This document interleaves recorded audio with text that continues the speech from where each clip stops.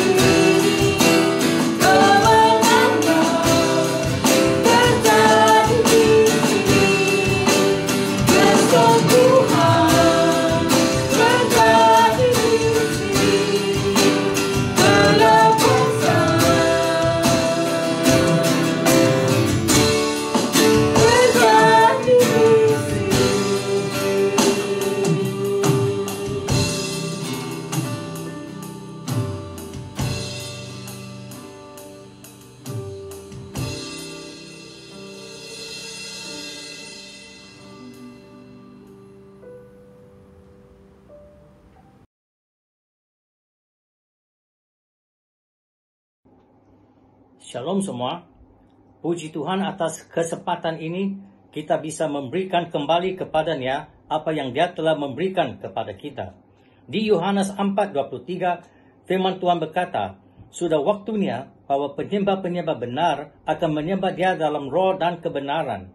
Jadi waktu kita memberikan kembali kepadanya, kita membuktikan bahwa kita sungguh-sungguh mengasihi Dia dan kita adalah penyembah-penyembah benar.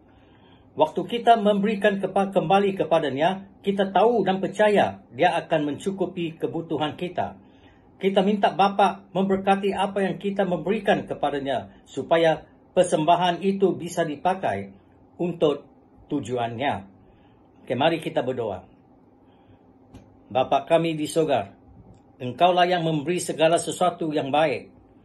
Imanmu mengatakan bahwa setiap pemberian yang baik dan anugerah yang sempurna datangnya dari atas, diturunkan dari Bapa segala terang. Kami berdoa kiranya Engkau Bapa menerima persembahan ini untuk kemuliaan-Mu. Biarlah persembahan ini menjadi berkat bagi yang membutuhkan. Sama seperti Engkau memberkati 5 roti dan 2 ikan, kami berdoa Engkau melipat kali gandakan persembahan ini lebih dari apa yang kita minta atau bayangkan. Kami memberi bukan karena dipaksa, sebab tidak ada sesuatu yang kita punya bisa dibanding dengan kemuliaan-Mu dan karunia-Mu, Tuhan Yesus dan Roh Kudus yang memimpin kami setiap hari. Apa yang kami miliki adalah milik-Mu. Kami berdoa supaya Bapa pakai kami dari apa yang kami punya menurut kehendak-Mu. Di dalam nama Tuhan Yesus kami berdoa dan mengucap syukur. Amin.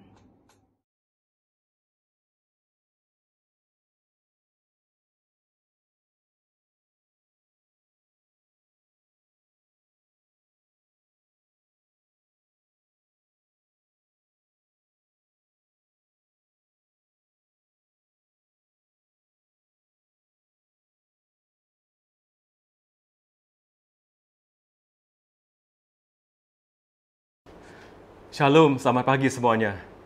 Saya bersyukur dan saya bersuka cita bisa ketemu dengan kalian kembali di ibadah online kami lewat Facebook dan YouTube.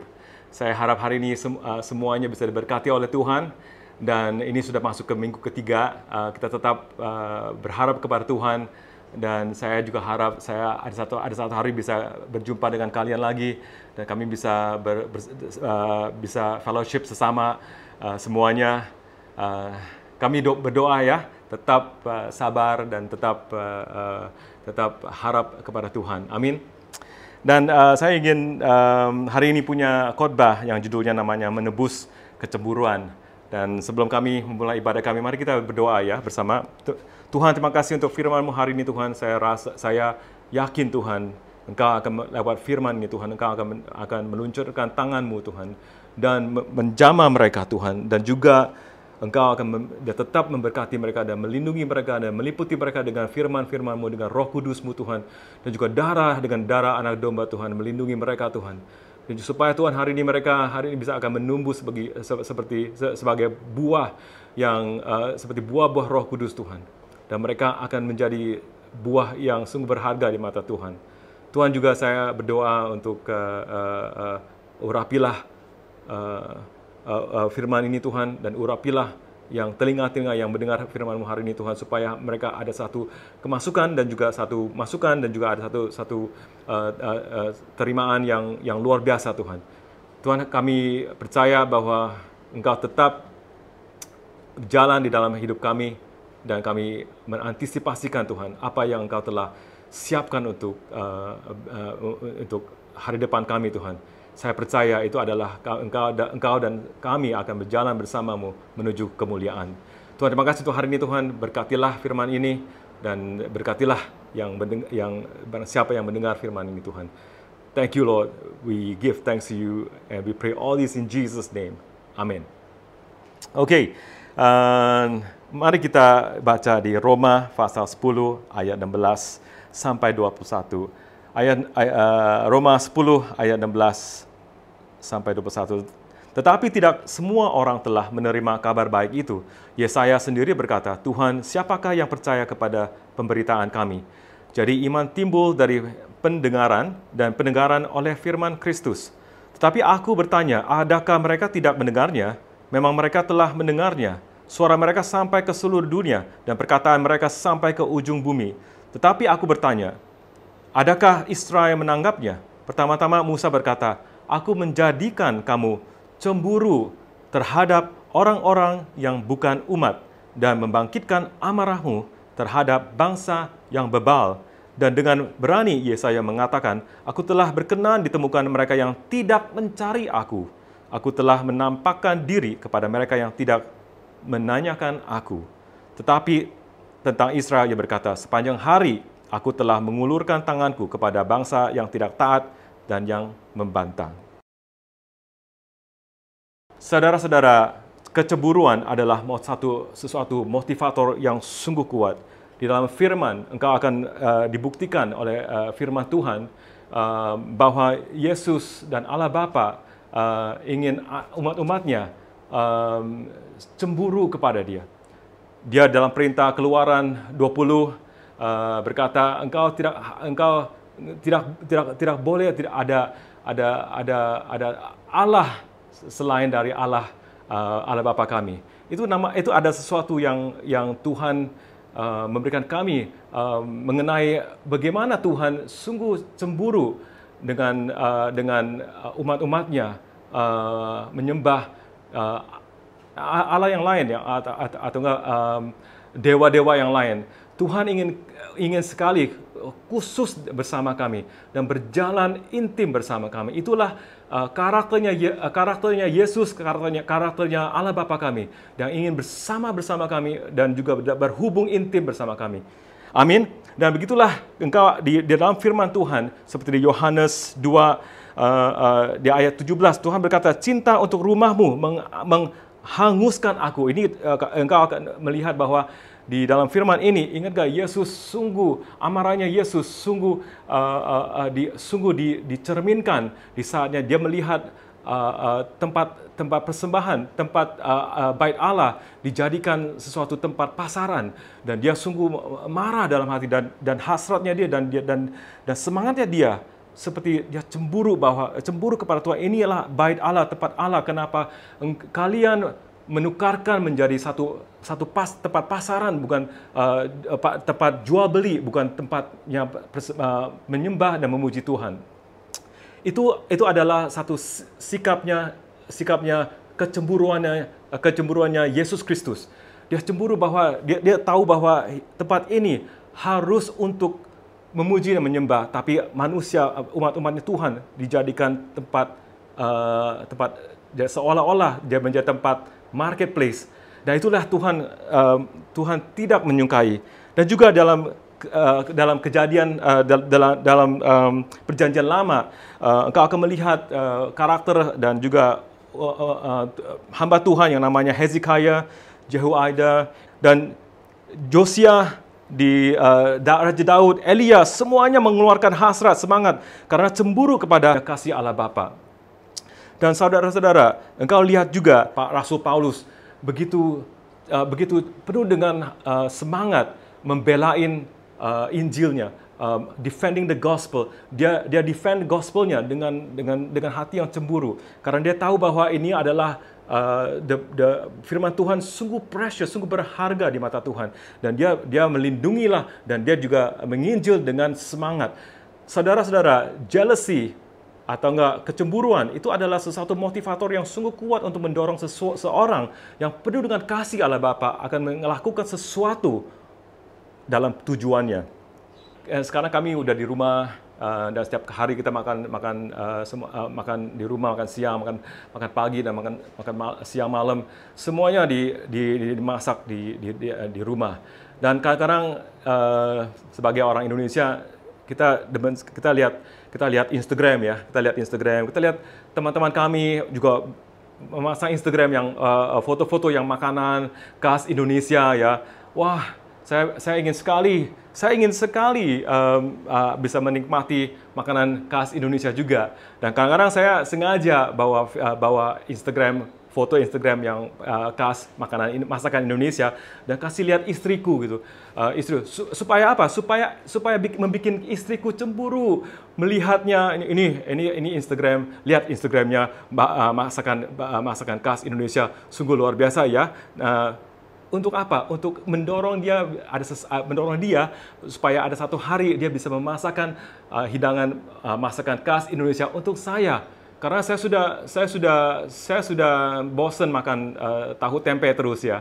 Jadi saya sengaja kadang-kadang pakai Instagram foto untuk membuat istriku cemburu supaya istriku bisa bersemangat untuk memasak masakan Indonesia, khas Indonesia untuk kami, untuk keluarga kami. Nah, itulah kuasanya pencemburuan itu. Maka itu cemburu adalah sesuatu motivator. Tuhan Yesus memakai hasratnya dia, memakai semangatnya dia untuk membela Injilnya dan membela dengan semangat yang luar biasa. Amin. Dan pencemburuan adalah sesuatu kuasa yang mengerikan di atas orang fasik, tetapi di tangan orang yang benar, mereka akan memakai sebagai motivator yang mendorong seorang untuk memperbaikan kehidupan, pekerjaan atau tingkah laku kami. Maka itu Tuhan memakai orang bukan bangsa Yahudi untuk membuat umat-umat bersamanya, untuk tarik mereka untuk diarahkan ke jalan yang lebih baik, yaitu lewat Yesus Kristus. Saudara-saudara, di bangsa Israel, kalau kalian pernah ke Israel, di bangsa Israel ada dua tipe orang Yahudi. Yang pertama adalah Mesianik dan berikutnya Ortodoks. Messianic Jews atau orang Yahudi yang mengikuti Mesia adalah umat Yahudi yang telah terima pertobatan dan terima keselamatan hanya lewat Tuhan Yesus Kristus, Anak Allah Bapa. Tetapi Orthodox Jews adalah umat Yahudi yang hanya terima bahwa keselamatan dan kebebasan sudah diberikan oleh leluhur mereka, yaitu apa yang telah dilakukan oleh Abraham, Musa, Daud, Yesaya, dan nabi-nabi, terutama lewat perintah-perintah yang diberikan oleh Allah dari Keluaran pasal 20. Dan terakhir, mereka juga tidak percaya bahwa Allah mempunyai anak yang bernama Yesus Kristus. Padahal Yesus adalah satu-satu jalanannya mereka. Maka di Roma 10, Rasul Paulus menjelaskan kepada mereka bahwa Tuhan Yesus diutus oleh Allah Bapa untuk membebaskan dari tingkah laku yang menghasilkan dari perintah-perintah itu. Masalahnya adalah perintah-perintah ini adalah menurut orang Yahudi khusus untuk mereka. Bukan untuk umat, bukan bangsa Yahudi. Atau yang disebutkan namanya Gentiles. Orang Yahudi yang melakukan perintah-perintah ini, seperti di Keluaran 20, hidup mereka diberkati juga. Jangan salah paham, mereka diberkati juga. Mereka tetap ada imam-imam dan kebudayaan yang luar biasa dan juga menghasilkan hidup kemenangan di dalam hidup mereka. Perbedaannya apa? Mereka belum terima Yesus Kristus dan Roh Kudus. Itulah yang kekurangan mereka. Maka itu yang berikutnya saya akan memberi bukti bahwa Allah Bapa memakai kecemburuan untuk memberikan orang bangsa Yahudi bisa cemburu dengan orang bukan bangsa Yahudi.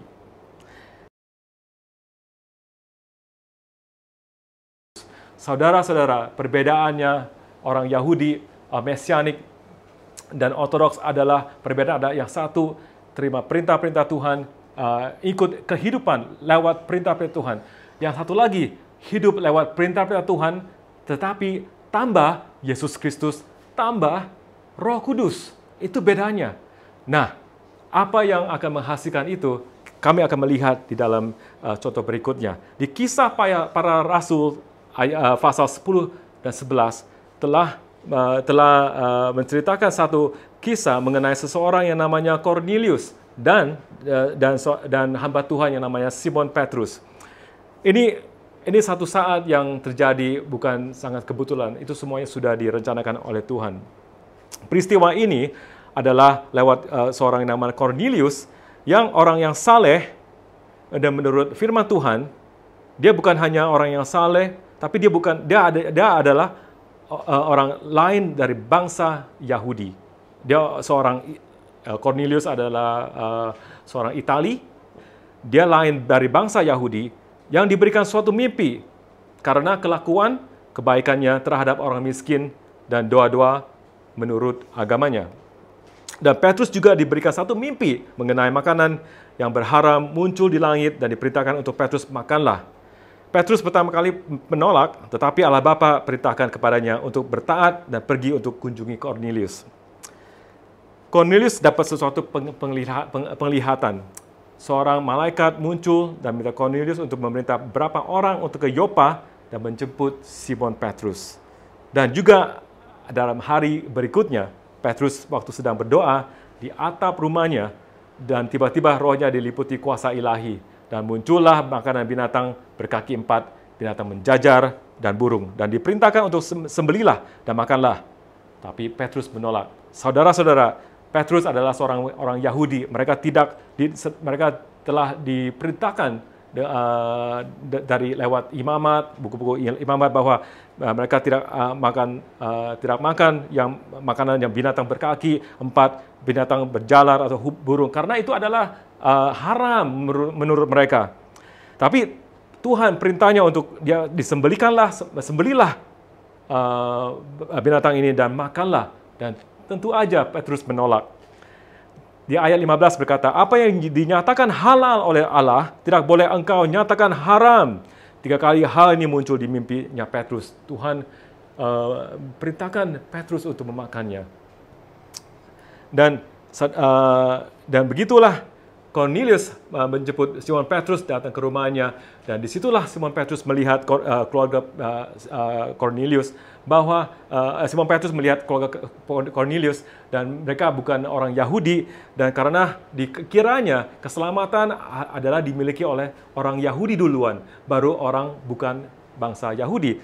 Mari kita kembali di Roma pasal 10 ayat 9. Sebab jika kamu mengaku dengan mulutmu bahwa Yesus adalah Tuhan dan percaya dalam hatimu bahwa Allah telah membangkitkan dia dari antara orang mati, maka kamu akan diselamatkan.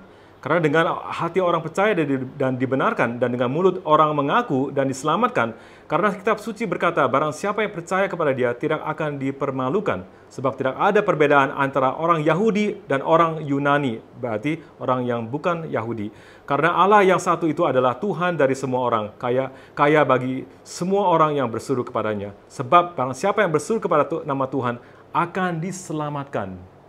Saudara-saudara, ini saya rasa Cornelius sedang, meskipun dia adalah seorang saleh, ada sesuatu yang tidak memuaskan hatinya dia. Ada sesuatu yang dia berkata bahwa meskipun saya bukan orang Yahudi, bukan dari milik bangsa orang Yahudi, tetapi aku ada harapan, pasti ada sesuatu yang lebih baik lagi. Karena mungkin dia dengar banyak kisah-kisah yang orang bukan bangsa Yahudi yang diberkati oleh Tuhan. Dan Rasul Paulus berkata lewat Roma 10 bahwa di saatnya kami berseru kepada Tuhan, berseru kepada Dia, Tuhan akan mendengar, akan diselamatkan. Seperti begitu gampang saja, tidak usah begitu sulit harus ikutin agama. Memang saya jangan salah, mengikuti perintah-perintah ini juga akan bisa diberikan berkat oleh Tuhan, karena ini adalah perjanjian Tuhan. Tapi Tuhan berkata ada jalan yang lebih baik, yaitu lewat Yesus Kristus dan Roh Kudus. Saudara-saudara, di sini adalah di saatnya rumah Cornelius semuanya diberikan Roh Kudus. Mereka ada satu penerimaan yang luar biasa, karena mereka sekarang sudah mengalami kuasa Roh Kudus. Nah, mari kita lihat kenapa orang bukan bangsa Yahudi diberkati oleh Tuhan, dan mereka terima Yesus Kristus, dan mereka juga terima Roh Kudus, dan juga tambah perintah-perintah dari hukum Taurat itu. Nah, disitulah saya ingin menjelaskan mengenai Roh Kudus. Saudara-saudara, kalau engkau ingin menjadi seorang yang diberkati oleh Tuhan, dan orang akan melihat bahwa apa yang dalam kehidupanmu begitu berbeda dari yang lain, karena ada Roh Kudus di dalam hidupmu, dan Roh Kudus telah tutup bungkus engkau dengan berkat yang luar biasa. Dan saya ingin menjelaskan mengenai Roh Kudus. Kenapa Roh Kudus di dalam kami akan membuat kami, akan melengkapi kami, dan hidup kami ada penuh dengan kemenangan, dan yang lain akan melihat bahwa ada apa yang melengkapi orang-orang ini, supaya mereka bisa cemburu bahwa saya juga ingin apa yang mereka mempunyai di dalam hidupku. Inilah sesuatu kebaikan Roh Kudus. Nah, Roh Kudus ada 7 karunia. Ada 7 karunia Roh Kudus, tapi hari ini saya akan memberikan 7 karunianya, tapi saya tidak akan menjelaskan itu ada untuk khotbah yang lain, tapi saya akan sebutkan 7 karunia Roh Kudus ini. Ya, di Yesaya 11 ayat 1 sampai 3, suatu tunas yang akan keluar dari tunggul Isai, dan taruk yang akan tumbuh dari pangkalnya akan berbuah, yaitu adalah roh Tuhan, roh hikmat, roh pengertian, roh nasihat, roh perkasaan, roh pengenalan, roh takut akan Tuhan. Saya tidak akan membahaskan ini, mungkin untuk khotbah berikutnya, tetapi saya harap kalian bisa membacakan Yesaya 11 ayat 1-3 mengenai 7 roh, karunia 7 roh ini di dalam. Kita harus tahu bahwa kita roh Tuhan, roh adalah roh, the Spirit of the Lord adalah roh Tuhan. Berarti kita ada Tuhan di atas kami, kita harus tunduk kepada Dia. Roh hikmat memberikan kami hikmat, roh pengertian supaya kami bisa mengerti segalanya, dan roh nasihat supaya kami bisa menasihat yang lain untuk memberikan mereka satu nasihat yang luar biasa supaya mereka bisa dibangunkan dan mendorongkan kehidupannya. Dan berikutnya roh perkasaan, roh pengenalan, dan roh takut akan Tuhan. Amin. Ini adalah 7 roh. Dan 7 roh ini, karunia roh ini harus ada di dalam seorang umat Tuhan. Dan roh ini juga akan bertumbuh. Bagaimana kami bertumbuh? Bertumbuh dengan secara berbentuk buah. Berbentuk buah. Seperti setiap karunia, semua harus bertumbuh dan berbuah. Kalau tidak, kenapa Yesaya memberikan contoh dengan ranting dan tunggul atau pokok pohon atau tanaman? Karena semua tanaman harus berbuah. Tuhan berkata dalam firman, kami adalah seorang manusia yang diberkati oleh Tuhan adalah seperti pohon yang ditanam di tepi sungai, selalu bersubur, selalu ada tanaman, selalu ada berbuah. Dan itulah contohnya. Dan di saat kami mempunyai 7 roh, di dalam kami kita harus berbuah. Dan berbuah itu adalah ada 9 buah Roh Kudus yang akan muncul di dalam kami. Yang inilah saya ingin menjelaskan. Amin. Mari kita lihat di Galatia 5 pasal 5 ayat 22-23. Tetapi buah roh ialah 1 kasih, sukacita, damai sejahtera, kesabaran, kemurahan, kebaikan, kesetiaan, kelemah lembutan, penguasaan dirinya.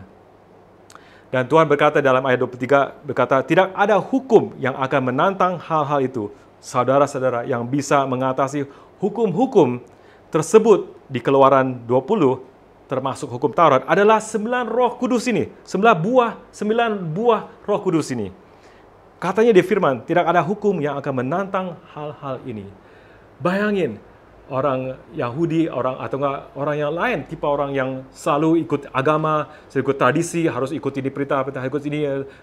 Itu adalah orang yang mengangkat tindakan perintah-perintah, tapi tidak terima hubungan dengan Yesus Kristus dan hubungan dengan Roh Kudus. Tuhan berkata, lewat buah Roh Kudus ini, kalau kami yang bertumbuh dalam buah Roh Kudus ini, tidak ada hukum yang akan menantang hal-hal ini. Berarti Tuhan memberikan satu perintah yang baru, seperti lewat kasih, apalagi lewat kasih. The Lord says a new commandment, satu perintah yang baru, that I gave unto you, saya memberikan kepadamu, that you love one another that I have loved you. Seperti Tuhan memberikan, Tuhan mengasihi, perintah untuk kami mengasihi yang lain seperti Tuhan yang mengasihi kami. Itulah perintahnya. Dan itulah salah satu buah yang pertama yang akan muncul di saat yang engkau terima 7 karunia Roh Kudus itu dan dilakukan dalam kehidupan kami. Salah satu buah yang muncul itu adalah kasih. Dan dalam kasih ini, salah satu kasih ini kita juga sudah menutup segala hukuman. Amin.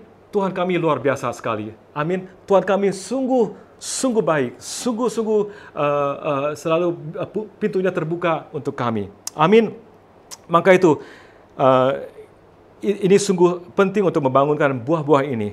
Karena di saat buah-buah ini unggul dan begitu bagus, akan membuat yang lain yang belum pernah kecapkan kasih Allah Bapa untuk mencari Dia. Karena kuasa kecemburuan itu bermotivasikan seorang untuk mencari Dia. Seperti seorang yang jatuh cinta. Mereka akan memakai segala semangat untuk mencari kekasihnya. Amin. Itulah kuasa motivatornya, kuasanya seorang yang cemburu.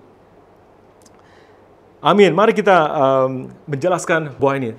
Ini sekarang banyak yang bertanya, berarti di tubuh kami ada 9 buah akan muncul di mana-mana. Tidak. Tuhan berkata, kalau engkau baca firman Tuhan, Tuhan berkata, buah ini adalah satu. Nah, kamu pikirkan, kok buah ini satu, tapi pastor, tadi engkau sedang jelaskan 9 buahnya. Kok engkau mengatakan cuma satu buah? Saya ingin menjelaskan mengenai buah ini. Buah ini sungguh luar biasa, sungguh menurut saya adalah buah yang sungguh aneh sekali. Kalau kalian adalah seseorang yang senang makan durian, ingatkan durian, lihatlah durian. Durian itu adalah satu buah. Tapi kalau engkau memotong durian itu, membukakan durian itu, dalamnya ada berapa biji-biji yang ada dagingnya. Menurut saya itu juga dalamnya juga itu yang namanya buahnya. Nah, di satu durian dalamnya ada berapa buah-buah, dan mereka juga berbentuk beda ukuran. Yang ada yang besar, apalagi durian yang di pojok atas, di samping kanan kiri atau di atas bawah, mereka kecil, tapi yang di tengah besar. Kadang-kadang dibuka lagi cuman di satu ruangan cuma satu buah saja di dalam. Tetapi ada berapa buah di dalam satu durian. Jadi kalau kita buka satu durian tuh bisa makan 6 atau 7. Ada di sini durian seperti buah Roh Kudus, dalamnya ada 9 buah di dalam. Jadi satu buah bukan 9 buah, tapi satu buah dalamnya ada 9 buah.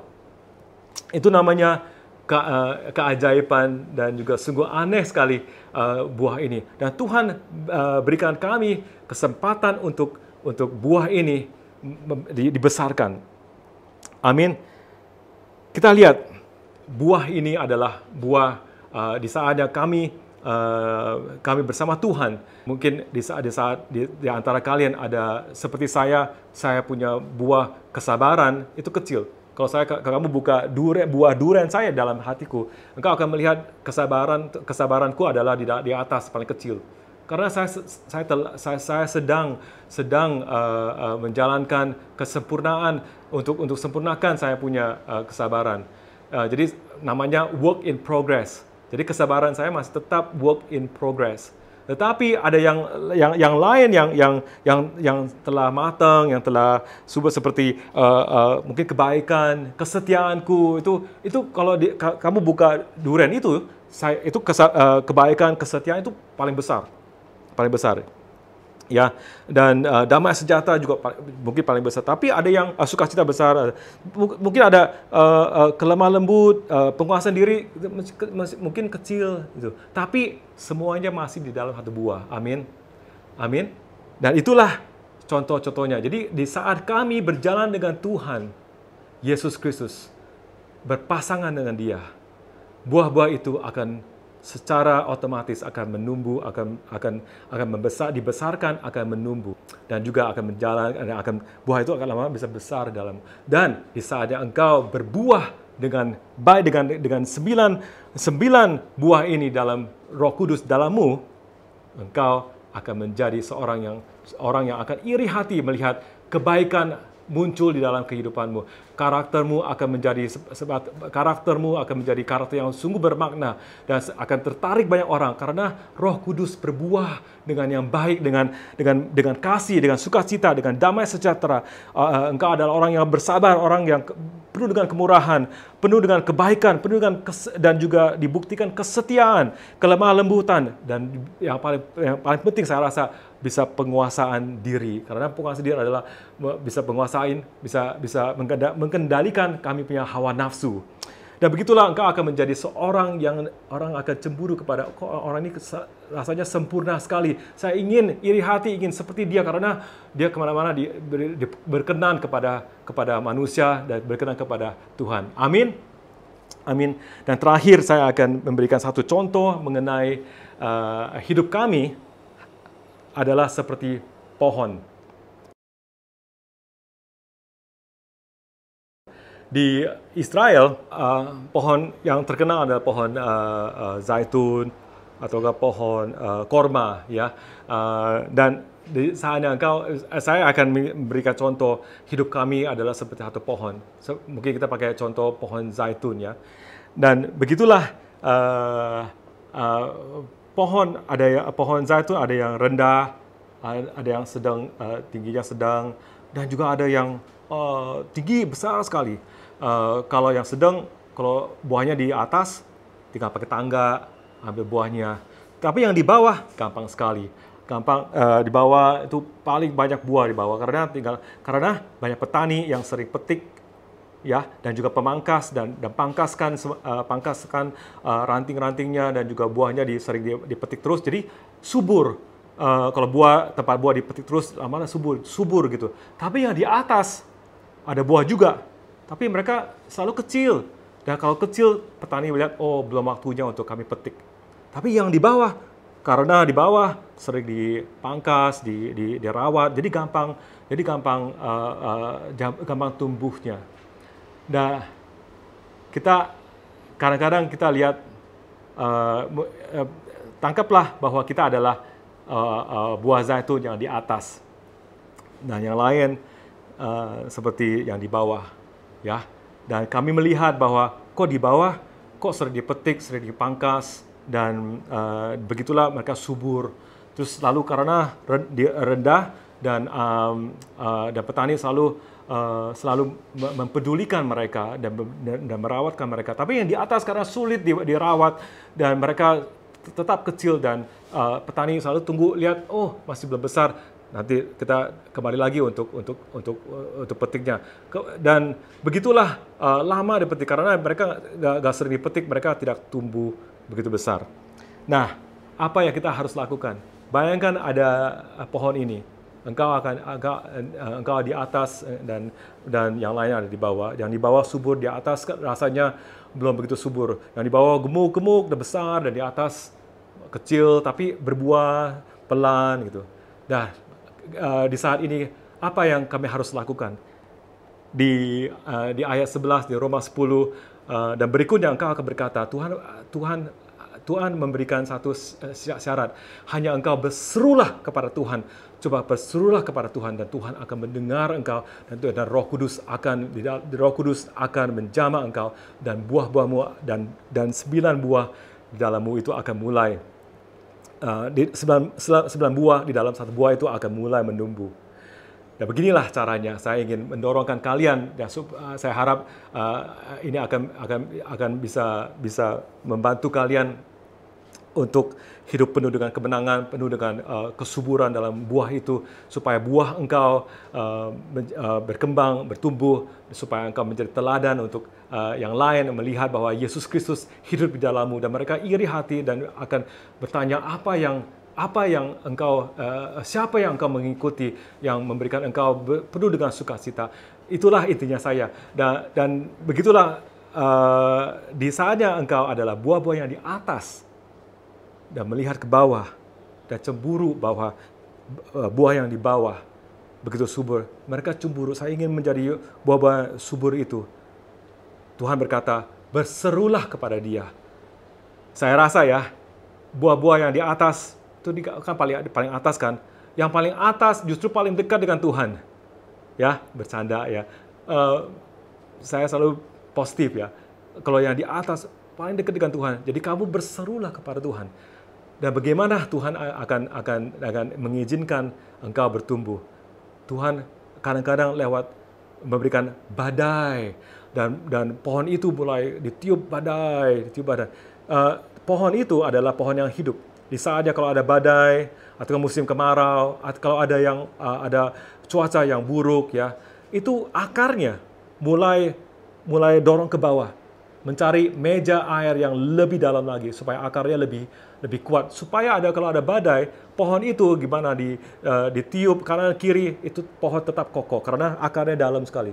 Di saatnya engkau dalam masalah, sedang bergumul, sedang ada dianiaya, atau sedang ada masalah peristiwa yang sungguh luar biasa, seperti seperti wabah virus ini di dalam hidup kami, dalam bangsa kami, dalam negara kami, dan dalam kehidupan kami, begitu ada banyak kesulitan. Itulah kesempatan untuk kami berseru kepada Tuhan, dan akar itu akan ke bawah dan akan mencari meja air itu, dan pohon itu akan menjadi pohon yang kuat sekali.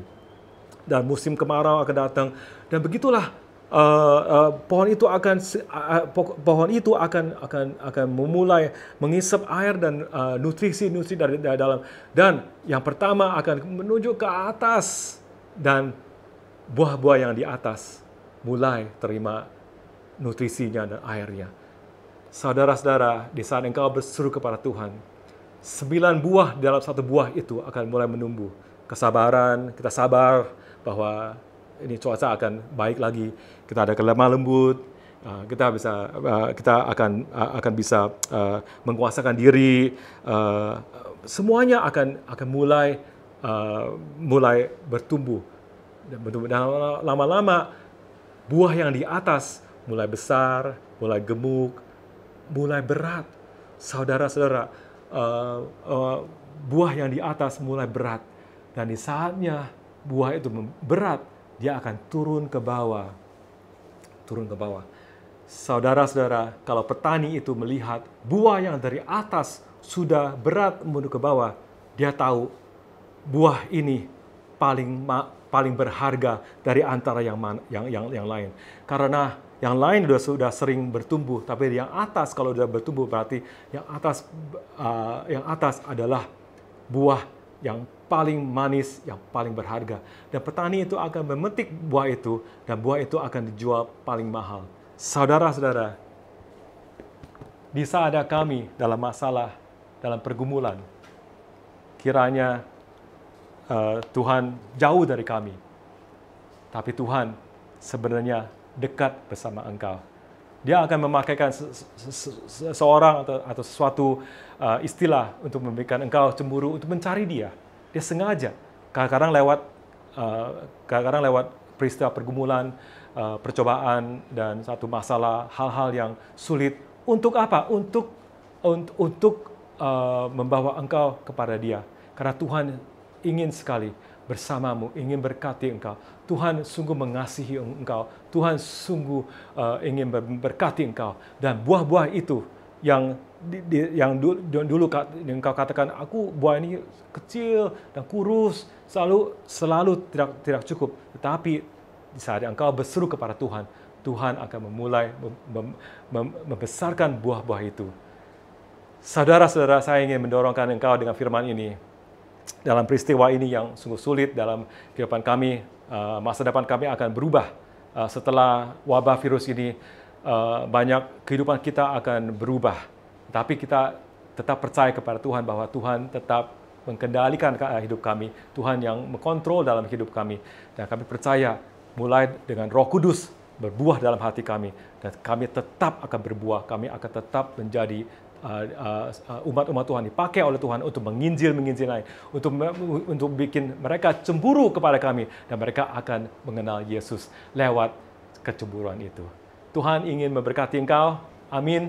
Saya harap minggu ini Tuhan juga memberkati engkau, menginjillah kepada yang lain, supaya mereka bisa terima Yesus Kristus. Mereka pasti cemburu melihat engkau, engkau selalu bersuka cita. Kenapa? Apa rahasianya? Dan itulah saatnya engkau menginjil kepada mereka.